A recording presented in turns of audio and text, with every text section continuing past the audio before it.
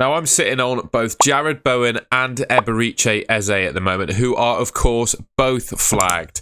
So it's time to think about what I'm going to do with them. It's my Game Week 14 team selection.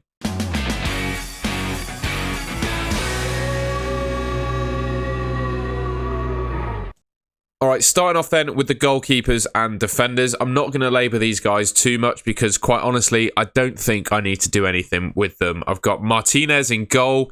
He might be going in Game Week 15 when he plays Man City, but for now, he's got Bournemouth away as his fixture. I think I might as well hold on to him. Same with Matty Cash. I think Matty Cash has got one more game week starting in my team. I'm actually starting Charlie Taylor with Sheffield United at home as his fixture. I think if there's any fixture that Burnley can keep a clean sheet in, it's against the worst attack in the league, and that's Sheffield United. And then Mitchell against West Ham. I think there's a reasonable chance of a clean sheet there. Palace have been decent defensively. I think it makes sense to start him too.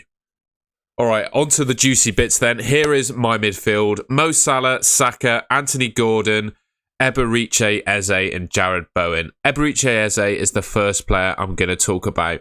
And because he is injured, well, not confirmed out, but there's a very strong source to suggest that he's going to be out for 3 to 4 weeks. And the player, personally, that I wanted to replace him with is not playing in the Champions League or Europa League midweek. Might be a bit of a clue as to who that is. I think it's worth the early transfer. I covered in my previous video the Game Week 14 talking points when I deem it sensible to make an early transfer. I'll just go over that quickly. So yeah, it's the same point I just said. When the player you're bringing in doesn't have a midweek game, there are some examples of sensible players you could well bring in early and some sensible players that you should avoid bringing in early. I think if you're absolutely set on a player to bring in and you know they're going to be due a price rise to a point where you can't afford them, I think that's also a sensible time to potentially consider an early transfer. And likewise, when the player that you're selling is definitely out long term and you expect the price to absolutely plummet before the game week deadline, that's another time when you can make it. So I'm going to make an early transfer for Eze.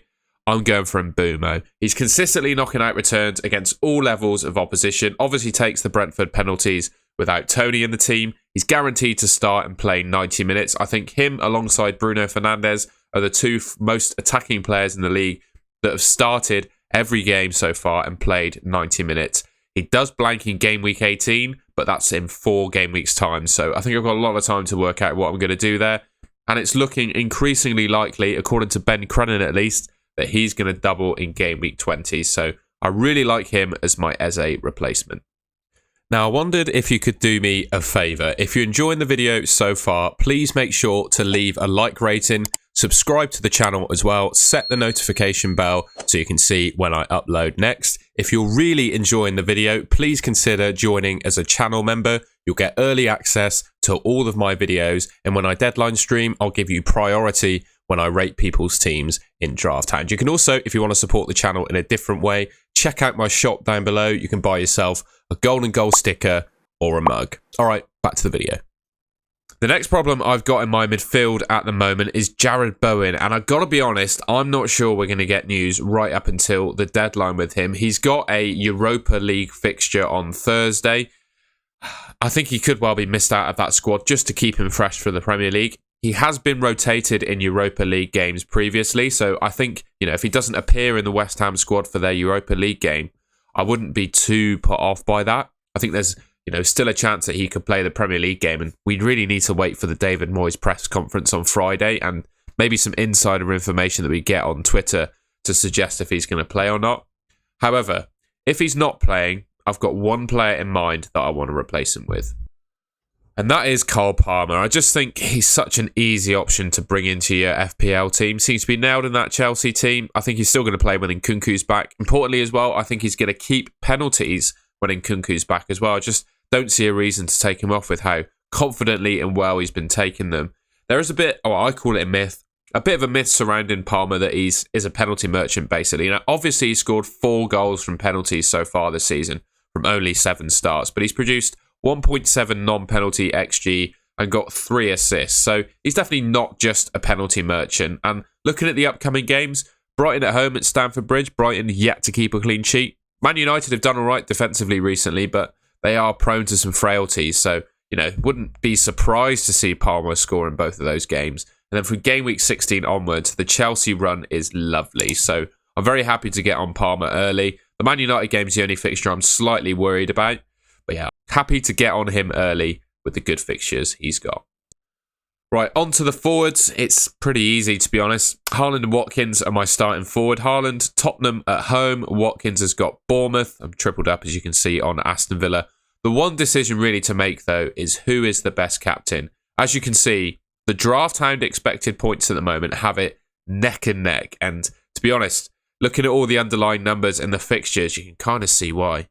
You've got, obviously, Haaland playing Tottenham at home, Salah playing Fulham at home. Their expected goals conceded across the season is really similar. And when you look at Tottenham's defensive performances against Fulham, particularly without Romero and Van de Ven in the team at the moment, which, you know, I think is the key thing to consider when analysing Tottenham defensively, is, you know, the state they're in now with the injuries and suspensions they've got. Over the last 2 games at least, the two teams are really similar in terms of expected goals conceded. And when you look at the stats on this screen here, 13 starts to both the players, very similar in terms of expected returns per 90. I think each player is as likely as the other one to get a return this game week. For me, I think I'm going to favour Mo Salah. I think he's got more of a chance of, well, not more of a chance of getting the same returns, because I think they'll score very similarly in terms of returns, but he scores extra points for goals and he gets a point for clean sheets. And you know, that's minuscule points, but could make all the difference when comparing the two players. So for me at the moment, I'm going Salah. And here we are then. This is how my team is looking so far, at least going into game week 14, provided we don't get any emergency injuries in Champions League and Europa League fixtures. I think this is how I'm going to be looking. Still got that one free transfer in hand to deal with Bowen if I need to, but at the moment, he's going to start for me as it stands. I think he'll be fit, got to be honest, for game week 14. Got $1 million in the bank. I'm expected to get 67.8 points this game week. Really looking forward to it. Let me know in the comments what you think I should do with my team. And yeah, that just about does it. Well, there you go. Hope you enjoyed that. That was my game week 14 team selection. Let me know in the comments, like I said, what you think I should do with my team. Please leave a like rating if you enjoyed the video. Subscribe to the Golden Goal channel, which should be just there to catch more content from me. And I'll catch you in my next one.